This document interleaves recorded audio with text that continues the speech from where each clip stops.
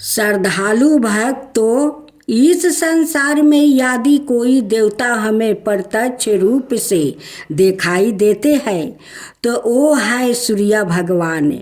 उनकी उजाला किरणों हर दिन अंधकार को दूर करे, पूरे संसार को प्रकाश और नई ऊर्जा से भर देती है। रविवार का दिन वही तेजस्वी और जगत के पालनहार सूर्यदेव को समर्पित माना गया है। धार्मिक मान्यता है कि जो भी व्यक्ति श्रद्धा विश्वास और नियम से रविवार का व्रत करता है और सूर्य भगवान की कथा सुनता है, उसके जीवन के कष्ट धीरे धीरे समाप्त होने लगते हैं। सूर्यदेव अपने भक्तों को उत्तम स्वास्थ्य, धन धनाय, मान सम्मान और सफलता का आशीर्वाद देते हैं। कहा जाता है कि सूर्य भगवान की भक्ति से जीवन में सकारात्मकता और उजाला आता है। इसलिए आइए आज हम पूरे श्रद्धा और विश्वास के साथ रविवार के व्रत की इस पावन और मंगलकारी कथा को सुनाते हैं, जिससे सूर्य भगवान की कृपा हम सभी पर बनी रहे। तब बोलो सूर्यदेव की जय हो। ब्राह्मण और ब्राह्मणी की कहानी। एक गांव में एक ब्राह्मण और ब्राह्मणी रहते थे। ब्राह्मण बहुत गरीब था। ब्राह्मण का नियम था वो रोज सुबह उठकर वो नहाते हैं और सूर्य भगवान को अर्घ देते हैं और जाकर सो जाते हैं। ब्राह्मणी कहती है कि आप तो नहा धोआ कर सूर्य देव को अर्घ देकर सो जाते हैं, काम करने तो जाते नहीं है, घर में खाने को अन्न नहीं है, आप क्यों नहीं ढूंढ कर काम कुछ कर लेते हैं। ब्राह्मण देव ब्राह्मणी को बात को कोई उत्तर नहीं देता। वो चादर तान कर वो सो जाता। ब्राह्मणी तंग आ गई थी। वो रोज रोज कहती थी कि आप ढूंढ कर कुछ काम कर लो। ब्राह्मणी का बात सुनकर ब्राह्मण देव बहुत गुस्सा हो जाते हैं और एक दिन ब्राह्मण देव गुस्से के कारण लोटा धोती लेकर अपना मुंह ढाक कर वो बाहर निकल जाते हैं। गांव के लोग देखकर कहने लगा कि देखो देखो ब्राह्मण देव को, वो अपना मुंह ढाक कर कहीं जा रहा है। तो कोई कहता है कि अपना काला रूप ढाक कर वो कहीं जा रहा होगा। इस बात को सुनकर ब्राह्मण देव और जल्दी जल्दी वो जंगल के तरफ निकल गया। वो जाते जाते एक पीपल का पेड़ मिला। जो पीपल का पेड़ सूखा था, वहाँ पर एक छोटा तालाब था। जो तालाब में थोड़ा सा जल था। ब्राह्मण देव उसी तालाब से थोड़ा सा वो लोटा में जल लिया था और उसी जल से स्नान करता। उनकी स्नान के जल उस सूखे हुए पीपर के वो जड़ से जाता, बह कर उस तालाब में चला जाता। ऐसे करते करते कुछ दिन हो गया। वो ब्राह्मण देव का पुण्य से वो पीपल का पेड़ वो ताजा होने लगा। तालाब में जल भर गया, बहुत साफा हो गया, जिसमें गाछ गछली पंछी सब का वो छाया दिखने लगा। जब ब्राह्मण देव उस तालाब में स्नान करते हुए वो सूर्य भगवान को जल दे रहा था, उसी समय सूर्य भगवान उस तालाब में उनकी छाया देख रहा था। सूर्य देव ब्राह्मण पर बहुत खुश हुआ और कहने लगे कि ब्राह्मण देव, तुम जो चाहे सो मांग लो। ब्राह्मण देव ये बात सुनकर इधर उधर देखने लगते हैं कि किधर से आवाज आता है, लेकिन सूर्य भगवान तो दिखाई नहीं देते हैं। वो इधर उधर देखते हैं। ऐसे करते करते 2 दिन 3 दिन बीत गया। फिर ब्राह्मण देव को वो डर लगने लगा कि कहीं यहाँ पर कोई भूत तो नहीं है कि रोज जब स्नान करने आती हूँ तो बोलता है कि ब्राह्मण देव तुम जो चाहे सो मांग लो, लेकिन यहाँ पर तो नहीं पंछी और नहीं कोई जानवर देख रहा है। ये कहाँ से आवाज आ रहा है? इस जंगल में तो कोई मनुष्य भी नहीं है, फिर भी ये आवाज कहाँ से आ रहा है? ब्राह्मण देव को ये बात सुन सुन कर उनकी डर के कारण वो ब्राह्मण देव को शरीर वो दुबला पतला होने लगा। एक दिन ब्राह्मण को खोज में उसी जंगल में आती है और ब्राह्मण देव को खोजती है। खोजते खोजते उसी तालाब के पास पहुंच जाती है जहां ब्राह्मण देव रोज स्नान करते हैं और रहते हैं। ब्राह्मणी देख कर कहती है कि ब्राह्मण देव तो घर से आए थे तो हाटा गाटा था, यहाँ पर तो दुबला पतला हो गया है। तब ब्राह्मणी पूछती है कि ब्राह्मण देव आप इतने दुबले पतले कैसे हो गए? घर से आए थे तो हड्डे गट्टे थे।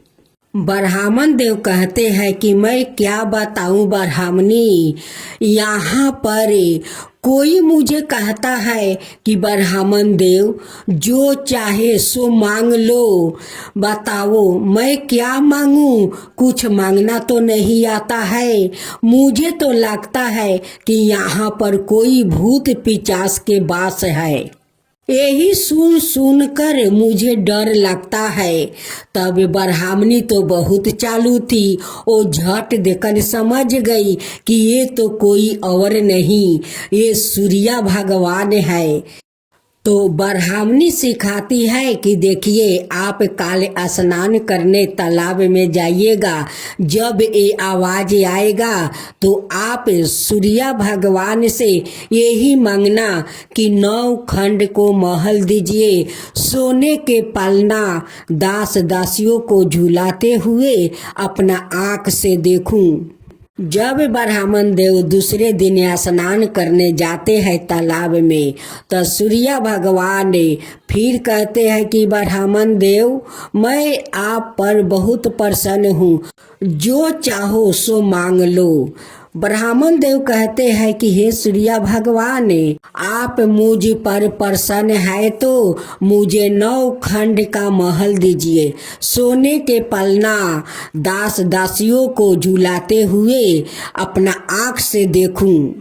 जब ब्राह्मण देव वन से अपना घर लौटा तो वो झोपड़ी के जगह वहाँ पर 9 खंड का महल था, उसमें दास दासी थी। ब्राह्मण देव आते जाते लोग से पूछते हैं कि यहाँ पर एक झोपड़ी थी, उस झोपड़ी में मेरे ब्राह्मणी रहती थी, वो कहाँ चली गई? यहाँ पर तो नहीं झोपड़ी है नहीं ब्राह्मणी।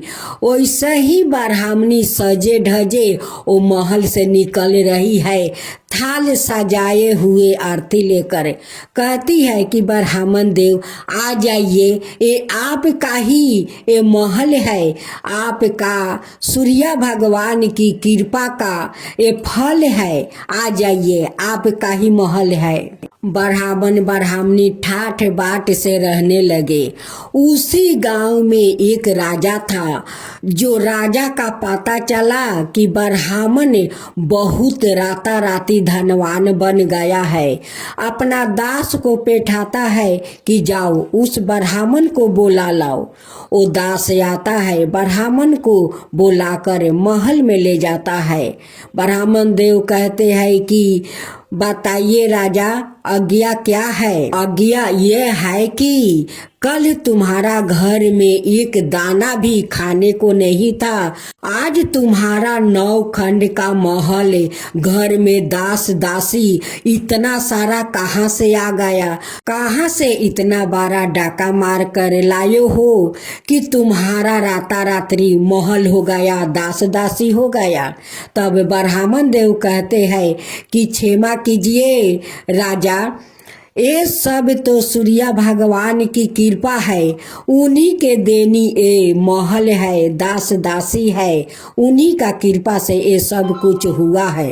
तब राजा कहते हैं कि ऐसा बात है तो मेरा भी तो कोई संतान नहीं है, कोई ऐसा उपाय बताइए कि मेरा भी संतान हो जाए। ब्राह्मण कहते हैं कि राजन, आप हर रविवार का सूर्य भगवान का वो नियम पालन करें, उनकी पूजा करें, स्नान करके अर्घ दे, आपका जरूर सूर्य भगवान संतान देंगे। ब्राह्मण देव के कहे अनुसार राजा वो नियम पालन हर रविवार को करने लगे। वो 2-3 रविवार व्रत किया कि रानी गर्भवती हो गई। 9वें महीना में राजा का महल में एक खूब सुंदर लड़का वो जन्म लिया और जन्म से राजा का घर में खुशियां भर गया। राजा बहुत सारा धन दौलत गरीबों में बांटने लगा और चारों ओर घोषणा करवा दिया कि सभी प्रजा रविवार को व्रत करो, उपवास करो, सूर्य भगवान की पूजा करो, कथा सुनो और सभी को कथा सुनाओ ताकि सूर्य भगवान सब पर प्रसन्न हो जाए और सबको इच्छा पूर्ण करे। तब बोलो सूर्य भगवान की जय, सूर्य देव की जय। जय श्री कृष्णा, राधे राधे। साथियों, आज आप सभी ने सुनेंगे शनिवार की शनि देव जी की कहानी। शिव जी ने भी विष्णु जी की तरह ही समय समय पर 19 अवतार लिया है। इन 19 अवतारों में से एक है पिपलाद अवतार। पिपलाद एक ऋषि मुनि थे। इनके पिता दधीची मुनि थे। पिपलाद अवतार की कथा शनिदेव से जुड़ी है। पुराने समय में पीड़तासुर नाम के एक असुर का आतंक बढ़ गया था। इस असुर को सभी देवता पराजित नहीं कर पा रहे थे। इस समय दधीची ऋषि ने देवताओं से कहा कि मेरे शरीर की हड्डियों से आप वर्ज नाम का शस्त्र बनाइए और उस वर्ज से पीड़तासुर का अंत हो जाएगा। देवताओं की भलाई के लिए दधीची मुनि ने अपनी देह त्याग दिया और बाद में देवताओं ने ऋषि की हड्डियों से वर्ज बनाया। देवराज इंद्र ने इस वर्ज से असुरों को पराजित कर दिया। दधीची मुनि के पुत्रा का नाम पिपलाद था। दधीची के पुत्रा का जन्म पीपल के नीचे हुआ था। इस कारण इस बच्चे का नाम पिपलाद रखा गया। बच्चे के जन्म से पहले ही दधीची की मृत्यु हो गई थी। जब पिपलाद बड़े हुए तो उन्होंने देवताओं से पूछा कि मेरे पिता की इतनी जल्दी मृत्यु कैसे हो गई। उस समय उन्हें मालूम हुआ कि शनि की अशुभ दृष्टि की वजह से दधीची मुनि की मृत्यु का योग बना है। पिपलाद मुनि ने अपनी तपस्या से शिव जी को प्रसन्न किया था। वो बड़े तपस्वी थे। जब उन्हें मालूम हुआ कि शनि के कारण उनके पिता की इतनी जल्दी मृत्यु हुआ है तो उसने शनि को ग्रह मंगल से हटाने का वो श्राप दे दिया। श्राप के अवसर से शनि ग्रह मंडल से हटने लगे तो सभी देवताओं ने पिपलाद मुनि से अपना श्राप वापस लेने की प्रार्थना की। देवताओं की प्रार्थना से पिपलाद मुनि ने शनि को क्षमा कर दिया, लेकिन उन्होंने शनि से कहा कि अब से किसी बच्चे को 16 बरस की उम्र तक शनि दोष का सामना ना करना पड़े। शनि बच्चों पर अशुभ दृष्टि ना डालेंगे। शनि देव पिपलद मुनि की इस बात के लिए वो मान गया। तभी से कुंडली के शनि दोष दूर करने के लिए पिपलद महादेव की पूजा करने की परंपरा वो चली आ रही है। पिपलद महादेव के भक्त पर शनि दोष का असर नहीं होता है, ऐसी मान्यता है।